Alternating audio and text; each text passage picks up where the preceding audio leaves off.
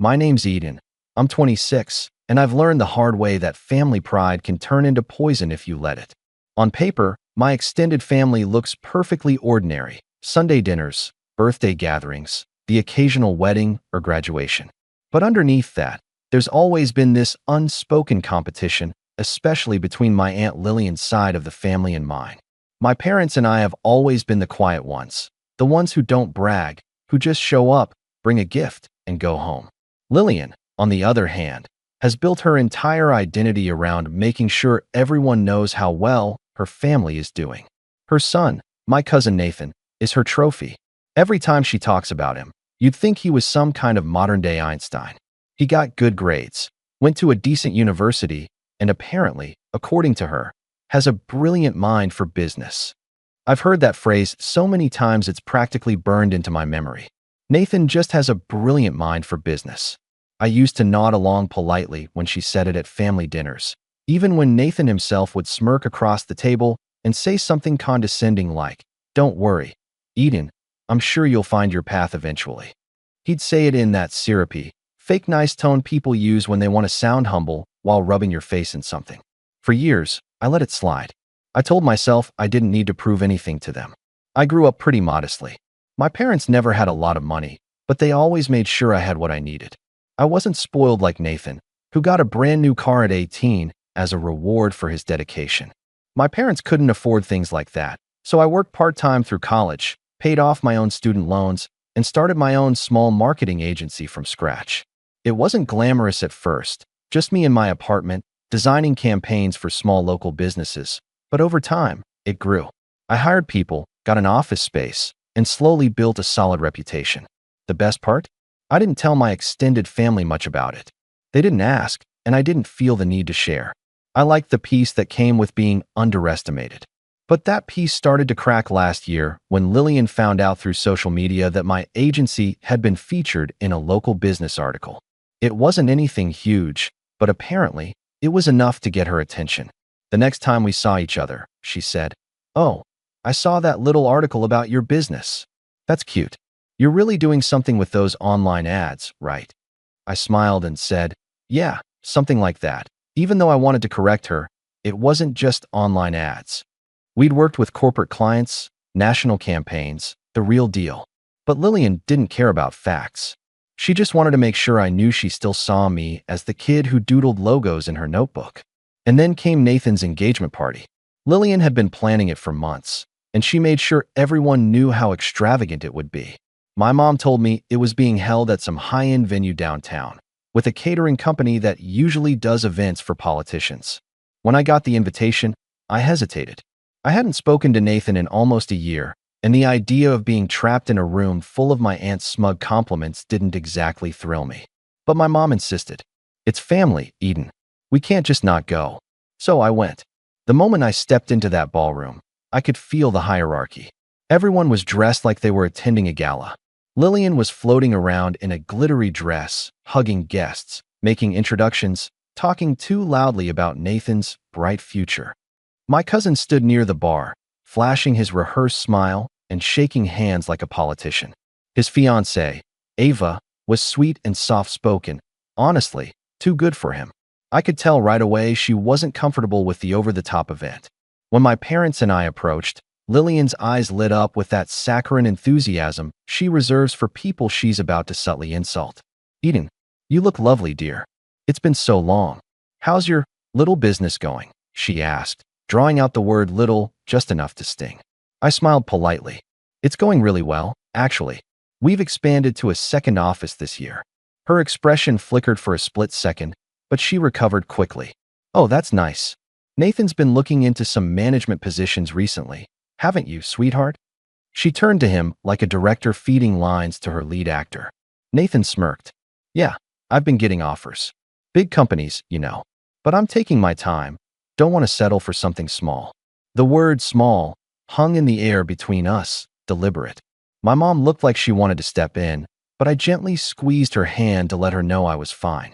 I'd learned how to keep my cool around them. That night, though, it felt different. Their smugness didn't just irritate me, it made me curious. Because I happened to know something they didn't. A few weeks earlier, one of my HR managers had mentioned that a candidate named Nathan L. had applied for a mid-level position at our company. I didn't think much of it until I saw his resume. There it was, Nathan Lowell, my cousin. He'd applied 3 times for different roles, each time trying to angle his way in. The irony was almost poetic. The same cousin who once said my business was probably a hobby that'll fizzle out was now trying to work for me. I hadn't said a word to him or anyone else about it. I wanted to see how long he'd keep pretending. The engagement party was exactly what you'd expect. Overdone speeches, fake laughter, and a buffet that could feed an army. I spent most of the night standing near my parents or chatting with Ava, who seemed genuinely sweet but completely out of place. Nathan strutted around like he owned the place, telling people about his consulting work, which I knew from mutual acquaintances meant unemployed but keeping options open. Then came the moment that would change everything.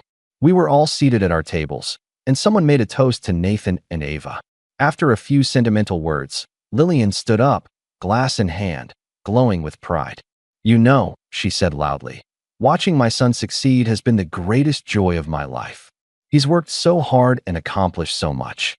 Maybe one day, Eden," she added with a little chuckle, "you'll be as successful as him." The room erupted in polite laughter. Even some relatives who barely knew me smiled awkwardly, following Lillian's lead. My parents froze. I could see my mom's eyes dart to mine, silently begging me not to react. But I didn't need to. I just smiled, calmly, genuinely. Then I said, "That's funny, Aunt Lillian. He's been applying for a job at my company for weeks." The silence that followed was deafening. Nathan's fork clattered against his plate. Lillian's grin faltered. For a moment, no one said a word. All the laughter evaporated into an uncomfortable hush, broken only by the clinking of a waiter's tray in the background. My dad looked stunned, my mom's lips pressed tightly together, and Nathan's fiancée looked like she was trying not to choke on her drink. And me? I just kept smiling. That was the exact moment I realized the dynamic had finally shifted. For the first time, they couldn't pretend anymore. But that was only the beginning, because what happened after that night made everything far messier than I ever could have imagined. The morning after the engagement party, my phone started buzzing before I even got out of bed. I already had a gut feeling who it might be. When I saw Aunt Lillian flashing across the screen, I wasn't surprised, just mildly entertained. I stared at it for a few seconds before answering, letting her stew in the uncertainty. When I finally picked up, her tone was sugar-coated and sharp at the same time. "Eden," she said, drawing my name out like she was trying to stay calm. "I just wanted to clarify something about what you said last night. You must have misunderstood. Nathan didn't apply to your company. He was just exploring opportunities. Networking, you know? I don't think it's appropriate to make a scene like that, especially at someone's engagement party." I could practically hear the tightness in her voice, the mix of anger and embarrassment. "Funny," I replied casually, sitting up in bed, because our HR department forwarded me his resume 3 times. Same email, same phone number.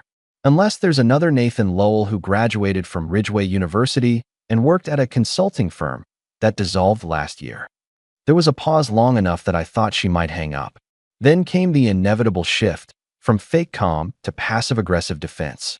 "Well, I think it's unprofessional to bring personal business into a family event," she said.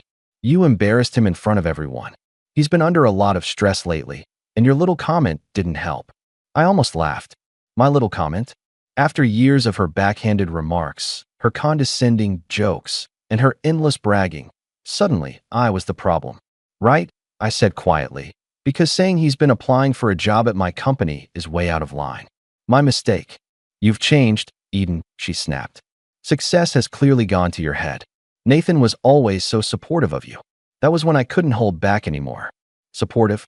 I repeated, incredulous. "Do you mean when he told me my business would probably collapse before I hit 25? Or when he laughed in front of everyone at Christmas because I couldn't afford to travel to Europe with you all?" She didn't answer. "Didn't think so," I added, and hung up. I sat there for a minute afterward, letting the silence settle around me. There wasn't anger, not really, just this dull, exhausted feeling. The kind that comes from realizing you've spent years trying to earn respect from people who never intended to give it. But I should have known that wouldn't be the end of it. That afternoon, I went into the office to catch up on a few projects. My assistant, Tessa, greeted me with her usual cheerful tone, but there was something hesitant in her expression. "Hey, Eden, there's something weird you might want to see," she said, handing me her tablet. On the screen was an email forwarded from the HR department. The subject line read, "Regarding the position application, Nathan Lowell." Apparently, after the party, Nathan had written to HR personally, accusing them of mishandling his application and suggesting that the CEO, me, had violated professional boundaries by discussing it in a public setting. He'd actually tried to spin the situation to make himself look like the victim. I couldn't help but let out a low laugh. The audacity was almost impressive. I told HR to document everything and leave the matter to me. For now, I just wanted to focus on work and let things cool off. But the more I tried to move on, the more I realized how deep my aunt's influence ran. She'd already started calling relatives, twisting the story until I sounded like a villain. By the weekend, my mom called me, sounding tired and anxious. "Eden, honey, I've been getting calls from Lillian. She's saying you humiliated Nathan intentionally, that you've been," her words, "using your money to lord it over everyone." I groaned. "Of course she is. What else did she say?" My mom hesitated. She said maybe it's best if we skip next Sunday's family dinner, just until things calm down. That stung more than I expected. I wasn't close to my aunt, but I'd always gone to those dinners for my parents. It was our one stable family ritual. The idea that I had to skip it because of Lillian's gossip made my chest tighten. Still, I agreed. Yeah, maybe that's for the best. Over the next week, the rumors spread like wildfire. Apparently, I'd mocked Nathan's career, insulted him in front of his fiancée, and bragged about being rich. My parents tried to defend me, but Lillian's version of events had already sunk its claws into everyone's perception. Then one day, I got a call from Ava, the fiancée. "Hey, Eden," she said softly.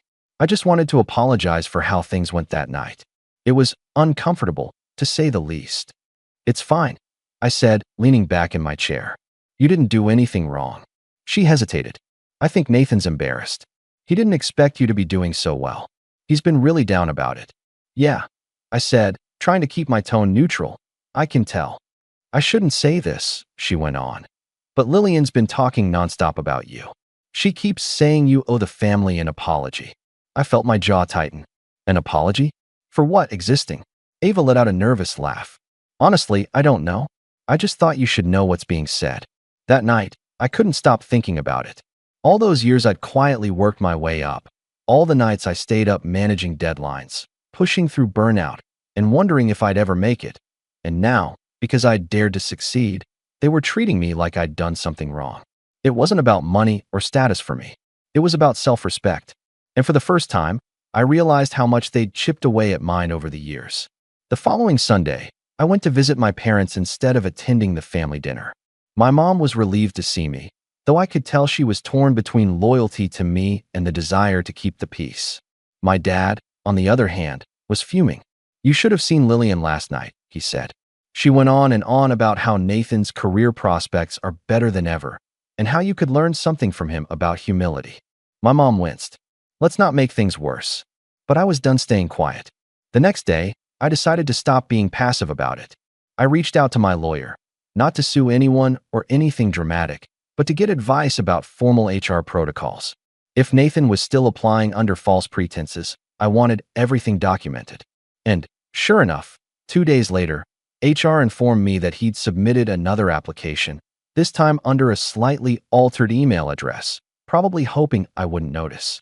I stared at the screen, shaking my head in disbelief. He actually thinks this will work. I didn't confront him right away. Instead, I let it simmer. Let him keep digging. Meanwhile, Lillian escalated. She started calling my mom daily, asking for updates on me, saying things like, "I just worry about Eden. She's always been so sensitive." That was her favorite word. She'd used it my whole life to undermine me, to make every reaction sound like an overreaction. When she realized she couldn't get a rise out of me directly, she went for subtle sabotage. A client of mine, someone we'd recently signed through a family friend, called me out of the blue.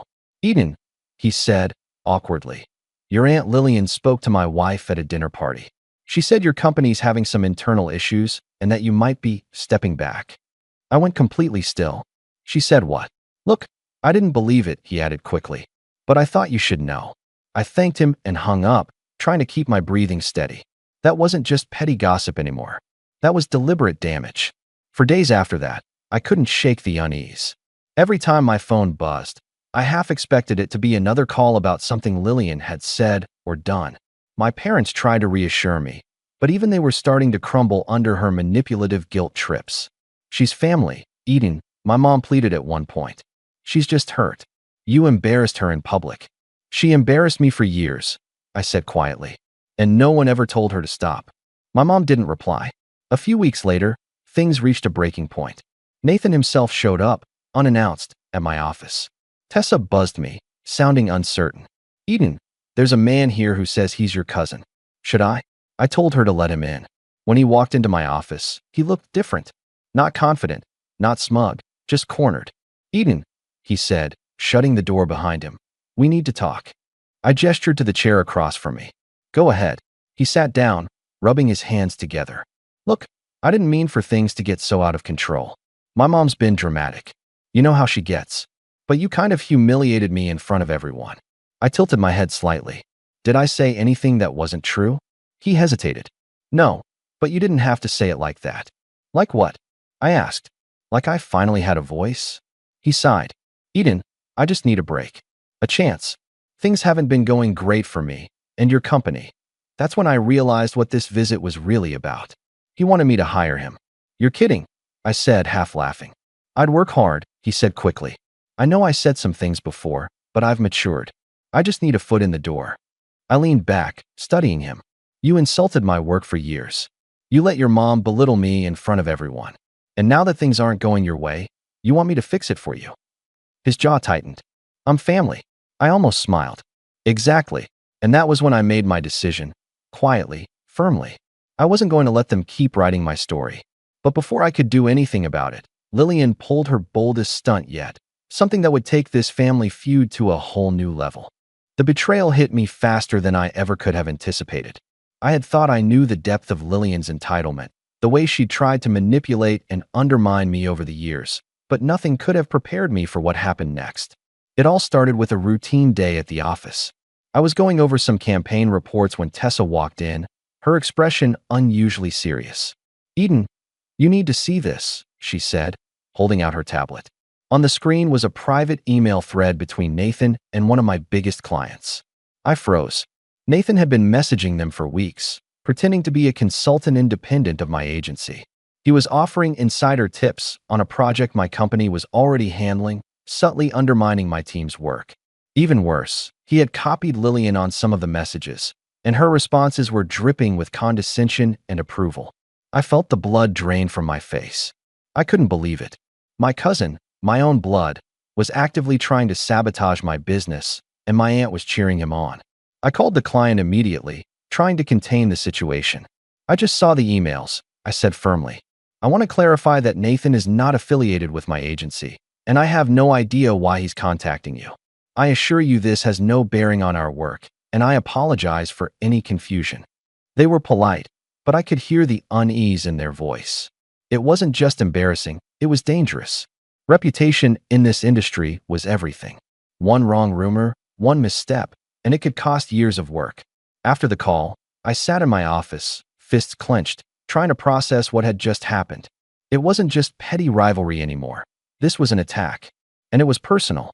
I knew I had to confront them both, but I also knew that doing it in the heat of anger would give them the satisfaction of seeing me ruffled. I needed a plan. I started by documenting everything. Every email, every interaction Nathan had initiated, every text Lillian had sent endorsing his efforts. I wanted an unbreakable chain of evidence. As I worked, I realized just how long this had been going on. Nathan hadn't just applied for a position at my company. He'd been quietly trying to edge his way in for months, all while pretending to be the golden boy of the family. The next week, I was forced into a tense situation at a family brunch. My parents had invited me, hoping to smooth things over before Lillian could escalate further. Of course, she showed up. She had that same infuriatingly bright smile plastered on her face, acting as if nothing had happened. Nathan trailed behind her, looking far too pleased with himself. Eden, Lillian exclaimed, pulling me into a hug that felt more like a restraining hold than affection. "It's been ages. So glad you could make it." I hugged back lightly, letting her overconfidence settle around us. "Wouldn't miss it," I said with measured politeness. Nathan waved, and I forced myself to meet his eyes without flinching. "Hey, Eden," he said casually. "Hi," I replied. The brunch started cordially enough, but the undercurrent of tension was palpable. Every other sentence from Lillian was a veiled insult. Every glance Nathan gave me was a silent challenge. And then came the moment I'd been dreading. Lillian leaned in, speaking loud enough for everyone at the table to hear. "I was just telling everyone how brave Nathan is for trying new opportunities. He really does take after his father, always looking for ways to advance and get ahead. Unlike some people who might shy away from risk." I felt my stomach twist. The barbs were obvious, and everyone at the table glanced at me. My parents shot me apologetic looks, but I stayed calm. "Funny," I said, keeping my voice light. "Nathan's been taking a few risks lately too, like undermining my company while pretending to be a consultant. Must be a family trait." The room fell silent again. Lillian's face paled, and Nathan's smug confidence faltered. And that's when it happened.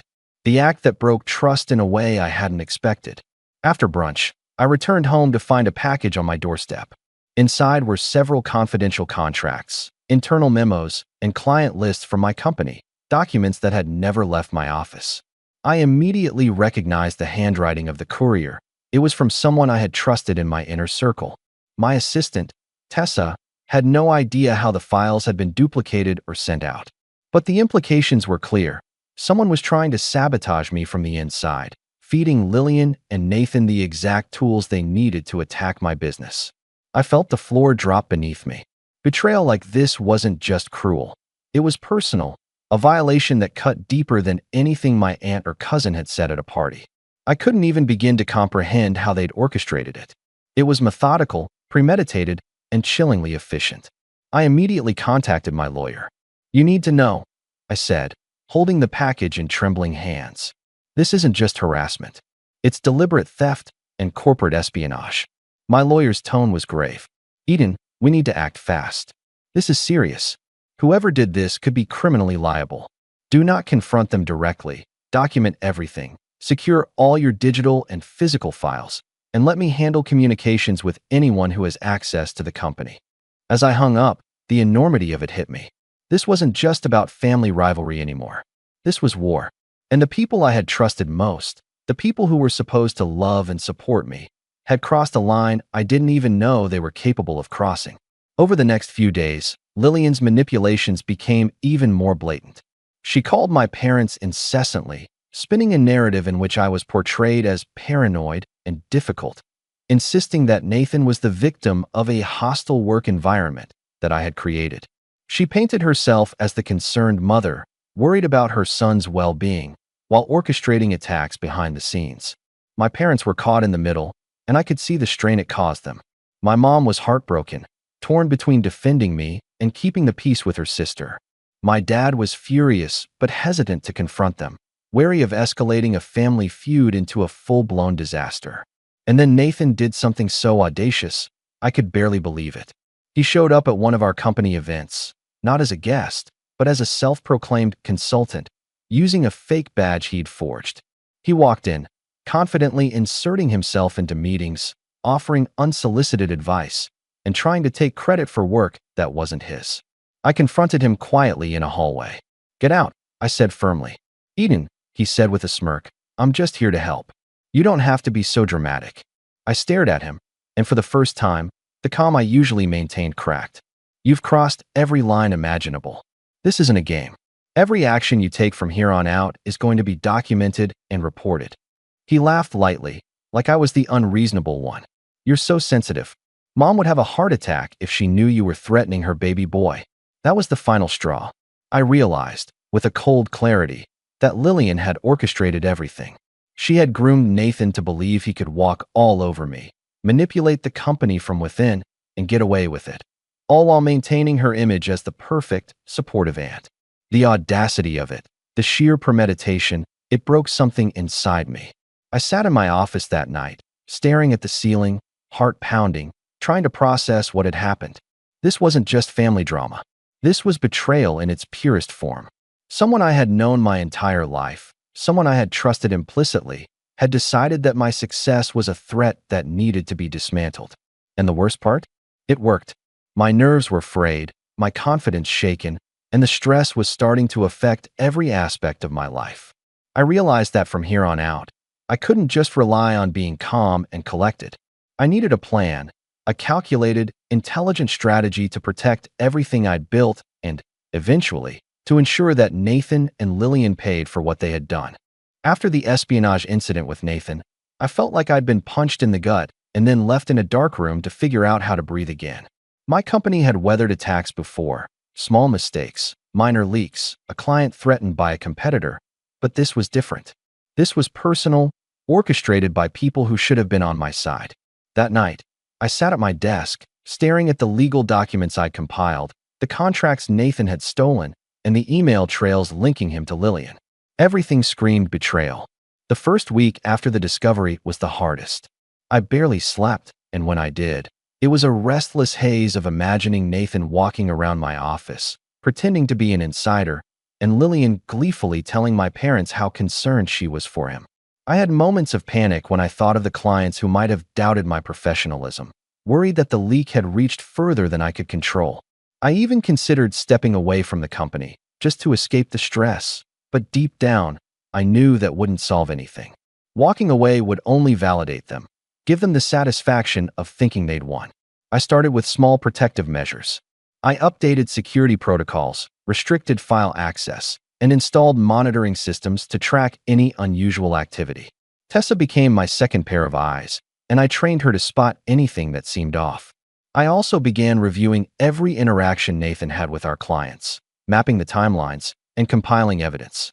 The lawyer I'd contacted became a lifeline, advising me on how to handle potential sabotage without risking the company's reputation or legal standing. Emotionally, I was drained. I felt isolated in ways I hadn't before. Every time my parents tried to discuss it, it turned into a debate about family loyalty versus business integrity. My mom would sigh, her voice trembling. "Eden, I just want everyone to get along," as if my desire to protect my business and myself was some kind of overreaction. And my dad, normally my rock, seemed frustrated and helpless, muttering things like, "She's your aunt, Eden. You can't fight this." I knew he was trying to be rational, but all I felt was the sting of being utterly unsupported. Yet, amid the chaos, something unexpected happened. The very challenge that threatened to destroy me forced me to grow in ways I hadn't anticipated. I began delegating more, trusting Tessa and my senior managers with bigger responsibilities. I discovered that giving up control didn't mean losing it.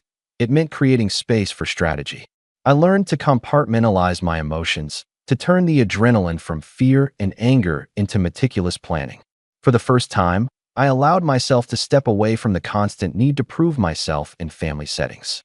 I stopped attending unnecessary family gatherings, stopped explaining myself, and stopped justifying my success. The peace that came from ignoring Lillian and Nathan's theatrics gave me mental clarity I hadn't realized I was missing. It was as if a weight I didn't know I was carrying had been lifted. Then came the turning point, the subtle rise. One of our longtime clients, a regional retail chain, was expanding nationally and looking for a marketing partner who could manage multi-state campaigns. They approached me directly, impressed by the efficiency and creativity of our previous work. This client had been the kind that a larger firm would usually try to poach. Landing them was a major coup, not just for revenue, but for reputation. I felt a surge of quiet satisfaction, not because I could finally show anyone, but because this was proof that I had built something that could not be undermined by petty family sabotage. At the same time, I began noticing cracks in Lillian's perfect image. Word got back to me that Nathan had been confronted by a potential client who had caught wind of the forged badge and unauthorized communications. They were furious and had reported the incident to the local business association. Meanwhile, Lillian was busy trying to spin her narrative, claiming Nathan was misunderstood, but people weren't buying it. My cousin's attempts to infiltrate my company had left a trail that spoke louder than any excuse she could make. I used this to my advantage. Without broadcasting anything, I strengthened my network, reached out to new prospects, and positioned my agency as a trustworthy, resilient company, subtly contrasting the chaos Nathan and Lillian were creating elsewhere. Within weeks, new opportunities started landing on my desk, clients who had previously been out of reach, impressed by the professionalism and stability of our operations compared to the scandals Nathan was inadvertently creating. Socially, I pulled back from toxic family interactions and focused on people who valued me for me. I reconnected with old colleagues, invested more time in my team, and cultivated professional relationships that reinforced my growth and independence. I began mentoring younger marketers, guiding them through projects and offering advice, not as a boss with ego, but as someone who had navigated failure, sabotage, and betrayal and come out stronger. Even Nathan's repeated attempts to worm his way in began to lose their power. Each email he sent, each phone call he tried to make, I treated as data points. I learned to predict his patterns, anticipate his moves, and document everything meticulously. I created a wall of sorts, both legal and operational, that kept him and Lillian from interfering directly while I quietly expanded my business. Yet, the emotional toll was undeniable. There were moments I cried alone in my office, overwhelmed by the realization that family could be so cruel and calculated. The weight of betrayal, especially from someone I had trusted implicitly, was crushing. But each tear, each sleepless night, seemed to forge something stronger within me, a resilience I hadn't recognized in myself. Months went by. The agency grew. Our client base diversified. Revenues increased, and my reputation strengthened, not because of a dramatic confrontation, but because I had refused to let sabotage dictate my life. I started investing in infrastructure, hiring additional staff, and even expanding into consulting for other agencies, carefully building an empire that could not be shaken by family antics. At home, my relationship with my parents transformed. They saw the tangible results of my efforts, and while they still struggled with Lillian's influence, they gradually began to recognize the independence and strength I had cultivated. My mom started expressing quiet pride, and my dad began offering strategic advice, no longer framing it around family loyalty, but around business acumen. I also found an unexpected ally in Ava, Nathan's fiancée. She reached out occasionally, expressing frustration with how Lillian and Nathan treated her and subtly confirming my suspicions about their manipulation. We developed a cautious, professional rapport. I never trusted her fully. She was still loyal to Nathan, but she provided insights that helped me anticipate further attempts at sabotage. Despite the rise, there was always the shadow of the family feud looming. Lillian and Nathan were still scheming, still trying to undermine me indirectly, still spreading rumors. But now, I had control, strategy, and evidence on my side. I had learned patience, restraint, and the power of preparation. I had learned to turn adversity into fuel, to let betrayal forge a stronger, smarter version of myself. Every small victory, the retention of a difficult client, a successful campaign, the thwarting of Nathan's interference, felt like a quiet, private triumph. I was no longer reacting emotionally. I was calculating, building, and rising in ways that were invisible to my aunt and cousin, but devastatingly effective. They didn't see me, and that was perfect. I knew that one day, the moment to reclaim not just my dignity, but my power over the situation would come. I didn't need to rush it. The beauty of my rise was in its quiet inevitability. Nathan and Lillian were playing checkers while I was playing chess. Each move they made only gave me more insight into their patterns, more leverage for the day when the scales would tip fully in my favor. And yet, despite the successes, the company growth, and the strategic advantage, a part of me still hurt deeply. The sting of betrayal lingered in private moments, a reminder that sometimes the people you trust most are the ones capable of the deepest treachery. That pain, however, was no longer debilitating. It had become a tool, sharpening my resolve, fueling my ambition, and reminding me exactly what was at stake. By the time the next family gathering rolled around, I was ready, not to confront them openly, but to quietly assert my power. I had grown stronger, smarter, and far less naive. The seeds of my eventual revenge were planted in these months of patient, strategic rebuilding. The rock bottom I had hit had forced me to rise higher than I ever imagined. And when the time came, Nathan and Lillian would learn just how dangerous it is to underestimate someone they tried to destroy. After months of rebuilding, documenting, and sharpening my strategy, I finally reached a place where I could stop reacting and start engineering outcomes. The thing about long, patient work is that it gives you options, tiny levers you can pull when the time is right.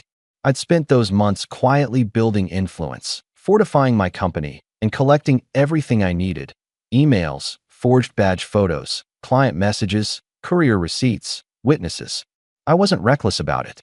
I didn't want a messy, emotional spectacle where I looked like I'd lost my temper. I wanted something clean, undeniable, and public enough that Lillian's gossip and Nathan's petty schemes couldn't wiggle out from under it. I wanted proof, objective proof that could be shown to neutrals, people whose livelihoods depended on integrity, not family stories. The first piece of the plan was to expand my standing in the professional community. I applied to sit on the local business association's committee that handled vendor standards and professional conduct. It was bureaucratic, slow, and exactly the kind of process that favored someone who didn't need to rush.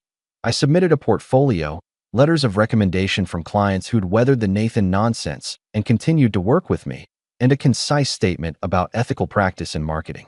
I made the point without malice, just fact. The association accepted me. Having that seat was more valuable than I'd expected.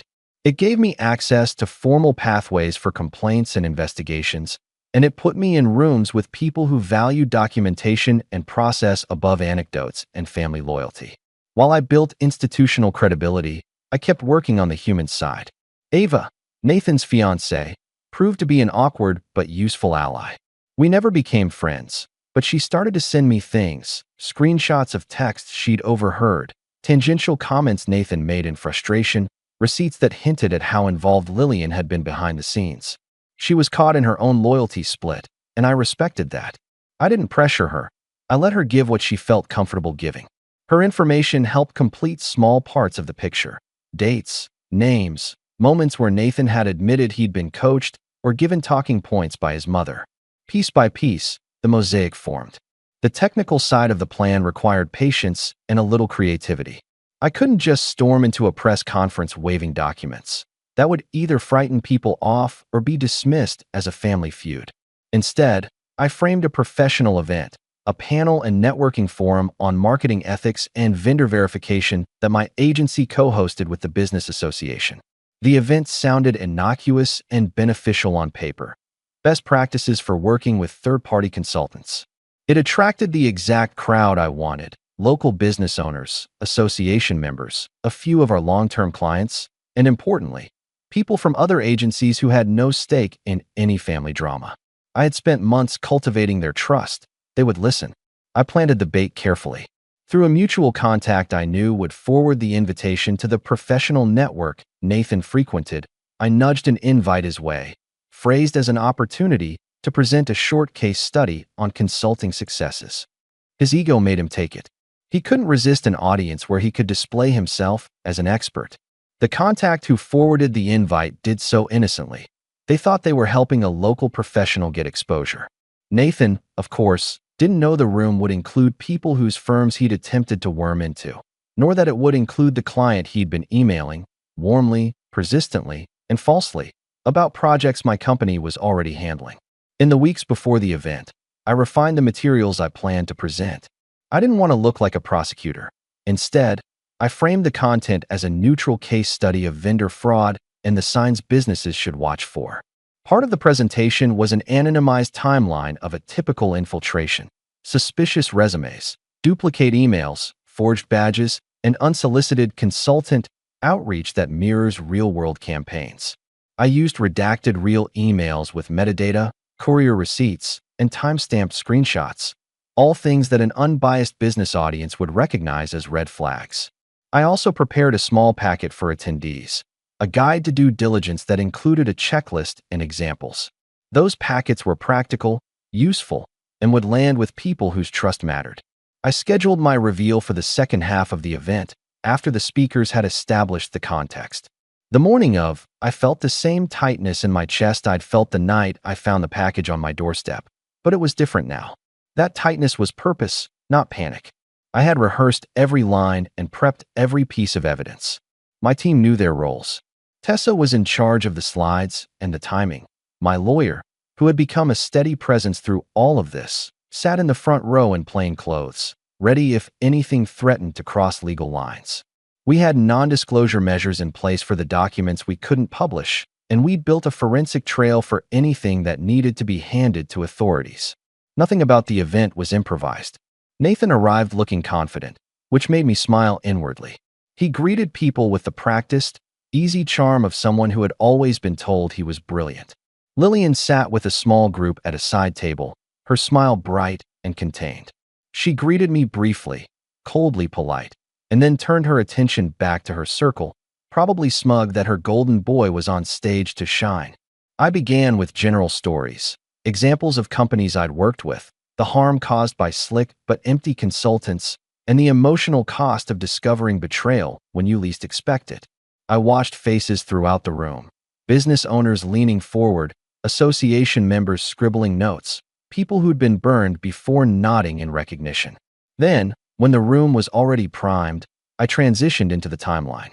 I spoke slowly, deliberately, narrating events with a careful, professional tone. For every claim I made, I had something to back it up. An email header showing the originating server, a courier tracking number matching a drop-off near Lillian's house, internal logs that synchronized with the timestamps Nathan had been using. I kept the family details minimal on stage, no melodrama, no petulant finger-pointing, because I knew how the room would react to sober facts. Then I showed the forged badge. I'd had it verified by a security consultant. The lamination style, badge numbering, and holographic seal were wrong, small details that only someone who knows the system would notice. I displayed the photos side by side with authentic badges from other firms. The room murmured. A few people craned forward, suddenly very interested. Next, I played muted video clips with subtitles showing Nathan attending a competing firm's meeting with a self-made badge. He didn't look like a villain there, just someone eager and out of place. But context matters. Paired with the emails and the courier receipts, the mosaic of deception grew clear. I kept my language neutral. We believe, I said, that this was not an isolated incident, but a coordinated attempt to infiltrate operations. I clicked to the slide that showed the email trails, headers, IP addresses, and metadata. I explained in simple terms how the headers linked the messages to a device that had been used frequently near Lillian's home at specific times. I showed a redacted excerpt from an email where Nathan made a recommendation that mirrored the falsified tips he'd been peddling to my clients, and I pointed out how a client had responded, confused, because our team had already been executing that exact action plan. The room's hum turned into silence. I expected denial, of course I did. If you've ever tried to convince someone of a betrayal inside their family, you know denial is as much a psychological defense as it is social. But what I didn't expect was how quickly the association members responded. People who depended on impartial professionalism started comparing notes. Someone in the back whispered that a similar badge had been used at another event. Another attendee, a local retailer, mentioned that someone claiming to be an independent consultant had contacted them with suspiciously detailed knowledge. The dots connected in real time, not because I forced them to connect, but because the objective evidence I'd assembled made the pattern inevitable. Halfway through the presentation, I did something I'd rehearsed and felt uneasy about, because part of me still hated the idea of directly humiliating family, but it was effective. I pulled up a brief excerpt of a voicemail recording from a client who had been confused and upset by Nathan's outreach.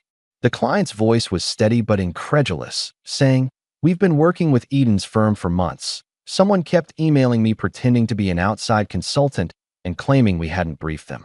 It felt like someone was trying to destabilize our partnership."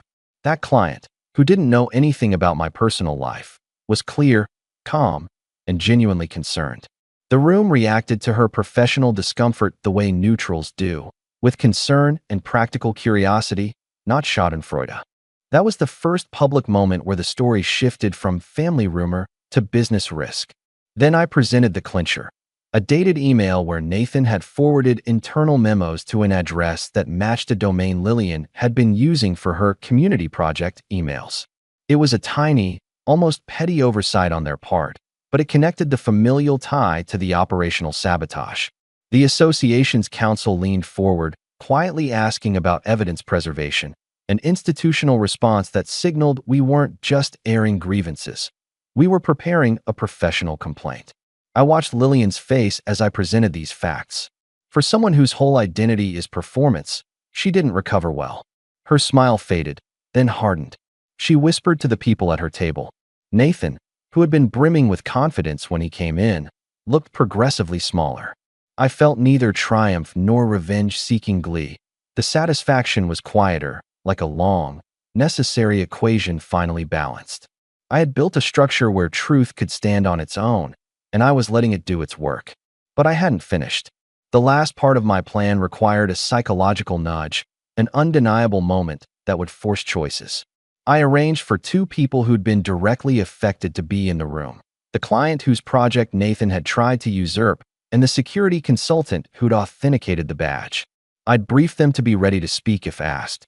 When I paused and opened the floor for questions, the client raised her hand without hesitation and said, calmly, "We were contacted by someone claiming to be an external consultant, offering insights that matched our internal strategy almost word for word." When we pushed back, they became defensive and tried to sow doubt about our vendor. She looked around the room. It didn't feel like a genuine outreach. It felt engineered. A silence heavier than any I'd felt at the family table followed. Conversation rippled, practical, immediate, focused on trust and next steps. That was the point, to move the scene from emotional to operational. Once professionals started talking process, how to verify consultants, how to handle forged credentials, how to escalate complaints, the family narrative mattered less. The question in the room became, what do we do about someone who compromises the integrity of our business ecosystem? And then I did the unthinkable. At least, it felt unthinkable at the last family dinner where I'd been mocked. I turned to Nathan, who was sitting near the front, and in a voice that carried, I asked, "Do you want to speak to these points? Can you explain why you were sending unsolicited recommendations on projects we were already contracted to run, or why you showed up at a partner meeting with a badge stating you represented a firm you don't work for?" He looked like someone unprepared for the gravity of a professional forum.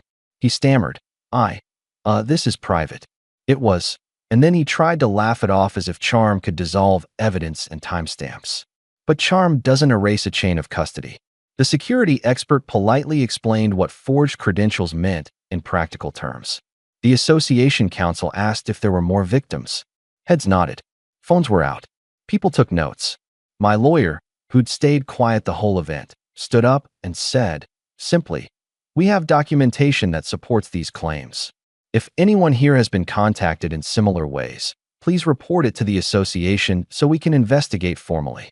At that exact moment, the moment when institutional wheels started turning, the lights in the room seemed to focus differently. People who had laughed at Lillian's quips at family gatherings were now asking for forms and timelines. The tone had shifted from social judgment to procedural consequence. That was the miracle of process. It removed personal bias. The truth, packaged and verified, demanded a neutral response. But life and family rarely hands you a neat, satisfying finality at that exact second. As the murmurs and procedural talk blossomed, someone from the back of the room stood up abruptly. It wasn't one of the professionals I'd expected. It was my father. He'd come, quietly, and had been sitting there the whole time. He stood with a set expression I hadn't seen in months. The mix of a man who felt betrayed but still bound by family. He cleared his throat, so the hum of voices dipped instantly. For a heartbeat, I saw 1,000 small memories flash by. Childhood holidays, whispered bedside reassurances, the way he used to teach me to tie my shoes. The room contracted around us. "Eden," he said, and his voice was steady but raw. "I think we need to talk about this as a family." His gaze landed on Lillian and then Nathan, compassion and exhaustion twisting together. "This is serious, but it's our family."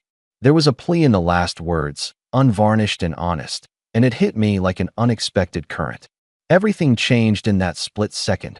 The professional momentum, the association's focus, even my internal script. People looked between us, unsure whether this was a courtroom or a living room. Lillian's shoulders stiffened like she'd been called out in a way she hadn't rehearsed for. Nathan's face tightened into a mask. I realized then that the revenge I'd carefully built was no longer just a public, professional dismantling of their schemes. It had also become a reckoning that cut through the layers of family obligation and memory. I had a choice in that silence. Keep pushing for the institutional process and let the professional consequences unfold publicly, or step back into the folding lines of family negotiation and risk everything unraveling into private pleas and manipulations. I had prepared for both outcomes, but nothing could fully ready me for the way my father's presence reframed the room, his plea pulling at something older than the contracts and emails. I inhaled, feeling the room hold its breath with me. My hand hovered over the next slide, the one that contained the final piece of evidence, the email with the explicit forwarding chain linking the internal memos to Lillian's email address, revealing it would accelerate the formal consequences. It would also make the situation irreversible. The moment to click was there, electric and final. And that's where I stopped. The slide remained unshown. The packet I'd printed on my lap felt heavier than paper. My father's eyes searched mine, and for the first time since this whole thing started, I felt the scale of what I was about to do in the presence of the people who'd shaped me. I realized the revenge I'd engineered wasn't just about exposing deceit. It was about forcing my family to see themselves in the mirror with no filters. It would change our relationships forever. It would make me the catalyst for consequences they had never imagined. It would take away their right to pretend it never happened. I didn't click the slide. Not yet. The room hummed with possibility and dread, and the final turn, the one that would tip everything, hung between my fingers like a decision that couldn't be unmade. I had planned, prepared, and executed with patience and precision. I had the power, the evidence, and the platform. But even the cleanest strategic move has a human cost, and in that suspended breath, I felt every facet of it. I looked at my father, at Lillian's hidden fury, at Nathan's shrinking posture, and at the association members waiting for direction. I felt the surge of quiet satisfaction that comes with being in control, but I also felt the weight of responsibility. The revenge I had set into motion was no longer an abstract concept. It was a force that would reshape lives. So I paused. The room leaned forward, waiting for the final click. The room held its collective breath for a heartbeat longer than it should have, and then I clicked the slide. Everything unfolded in that instant. The final piece of evidence appeared on the projector, the email chain linking Nathan directly to the internal memos, timestamps matching the exact days he had tried to insert himself into client projects, and the metadata confirming the forwarding originated from Lillian's email domain. I let it sit for a moment, allowing the professionals in the room to absorb it. I didn't say a word. I didn't need to. Silence had more power than any explanation. A hand went up almost immediately, one of the association council members. This is irrefutable. The chain of evidence here demonstrates deliberate sabotage, fraud, and misrepresentation of credentials, she said, voice steady but firm. We'll need to initiate a formal investigation and notify any clients or partners who could have been affected. Her words landed like a hammer. Even Nathan's feigned confidence faltered. I turned slightly toward Nathan and Lillian. Their reactions were instantaneous and visceral. Nathan's face had lost all color, replaced with a pale, tight-lipped panic.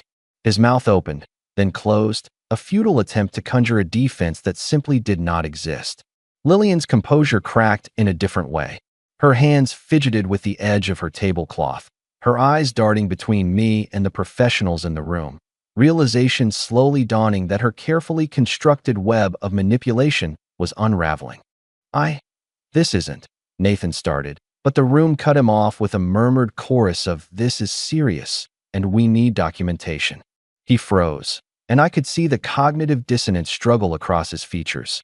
He had spent months believing he could charm and manipulate his way through, and now the empirical proof of his actions had rendered charm useless. Lillian finally spoke, her voice trembling slightly but attempting authority. "Eden, I think this is personal. You're blowing this out of proportion." I held up a hand, calmly, measured, entirely in control. "No, Lillian, this isn't personal. This is factual, verifiable, and professional.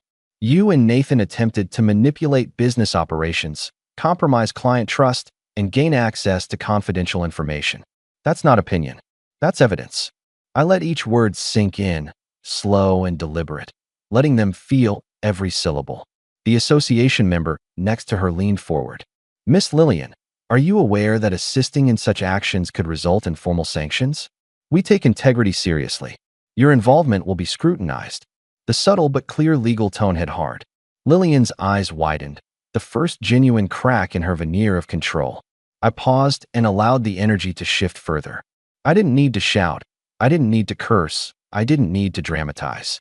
Everything I had built, the evidence, the methodical presentation, the professional context, did the work for me. Nathan slumped in his chair, realizing his miscalculation. Lillian's attempts to command the room dissolved under the weight of impartial scrutiny. Furthermore, I added, calmly clicking to the final slide, the clients involved have been briefed and assured of the integrity of our company. Any further attempts to contact them outside of official channels will be treated as formal harassment, and legal measures will be enacted.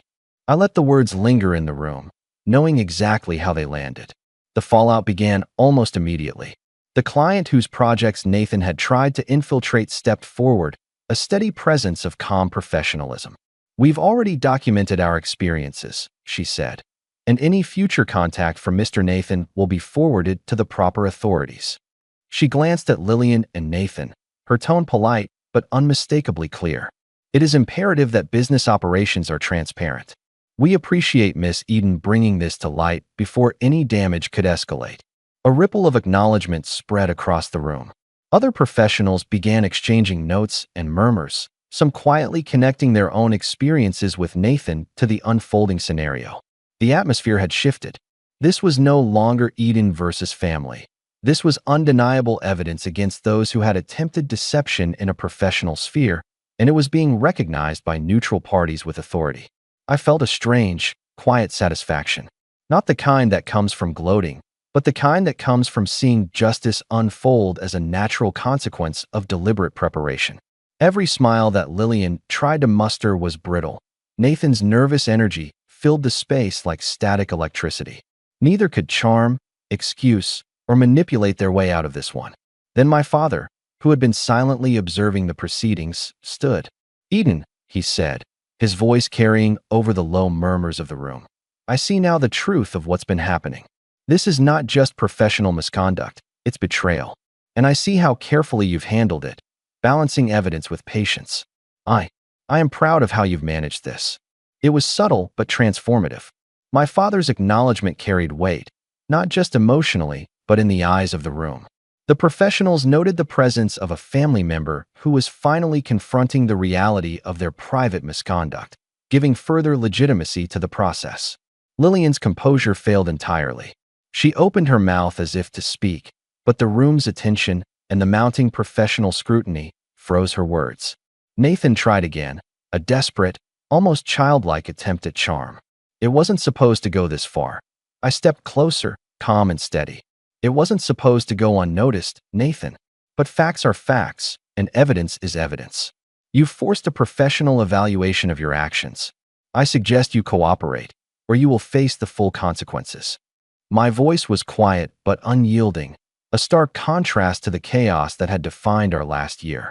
By the time the meeting ended, the consequences were already manifesting.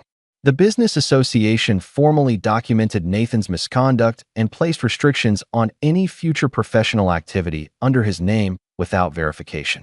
Clients received direct communication explaining the situation, and my company's reputation not only survived the attempt at sabotage, it was reinforced by the clear, methodical handling of the incident. Nathan's attempts to usurp credibility evaporated in the face of neutral, authoritative assessment. Lillian's reactions were even more pronounced in private. I later received word from a mutual acquaintance that she had been quietly castigated by her own social circle. Friends and colleagues expressed shock at her complicity in corporate sabotage. Her carefully curated image of being a supportive, concerned aunt was shattered. Nathan, meanwhile, faced professional embarrassment that reached beyond our local community, forcing him to resign from any ongoing freelance engagements that could have conflicted with my company. The family fallout extended further. My parents had long discussions with both of them, but now the tone was clear. There would be no favoritism, no excuses, no attempts to downplay the sabotage. I had quietly built a position of authority and proof that gave me leverage not just professionally, but personally. It was a rare position where my actions were vindicated, the truth acknowledged, and the consequences unavoidable. Privately, I allowed myself to feel the full scope of relief and triumph. I hadn't just survived betrayal. I had transformed it into power. Months of meticulous planning, strategic patience, and professional diligence had produced a payoff that was clean, undeniable, and permanent. Nathan and Lillian's own actions had constructed the framework of their downfall. I had merely facilitated it, ensuring every step was documented and every move had precedent. Even better, the result wasn't just punitive, it was instructive. The professionals in the room, the clients, the association members, and even my family saw the clear lesson. Deceit, no matter how well hidden, eventually encounters consequences when met with patience, preparation, and principled action. And in that lesson lay satisfaction deeper than any personal vindication. As I left the event, my lawyer at my side, the weight I'd carried for months finally began to lift. I knew the story would ripple outward, affecting Nathan's reputation, constraining Lillian's influence, and reinforcing my own authority. I didn't need applause. The quiet acknowledgement from those whose opinions mattered most was enough. Driving home, I thought back to the family gatherings where I had been mocked, dismissed, and underestimated. Every insult, every slight, every whispered joke about my capabilities now felt like part of a long equation, each piece contributing to the moment where justice aligned perfectly. I had not reacted in anger. I had not overextended my hand. I had acted deliberately, calmly, and with precision. The sun was setting, painting the sky in shades of gold and rose, a quiet, serene backdrop to a storm that had finally settled. I pulled into my driveway, and for the first time in months, I felt entirely at peace. The weight of betrayal, sabotage, and family manipulation no longer rested on my shoulders. The equilibrium I had fought for, professionally, personally, and morally, was restored. I opened the door and stepped inside, letting the calm sink into my bones. For the first time in a long time, I smiled without reservation. The lesson was complete. The balance had shifted. And in that quiet, powerful moment, I knew one undeniable truth. You can betray me, undermine me, and try to destroy what I've built. But if you underestimate patience, planning, and principle, you will inevitably meet the consequences you've earned. And finally, in the stillness of my own home, I allowed myself to whisper aloud, not in triumph, but in quiet affirmation, I am unshakable. The ripple of what I had done would reach far beyond this one confrontation. But in that moment, it was enough to know that justice, smart, calm, and undeniable, had been served. The storm had passed, and I was standing tall. Thanks for watching. Share your thoughts in the comments. If you like this story, don't forget to like and subscribe for more content like this.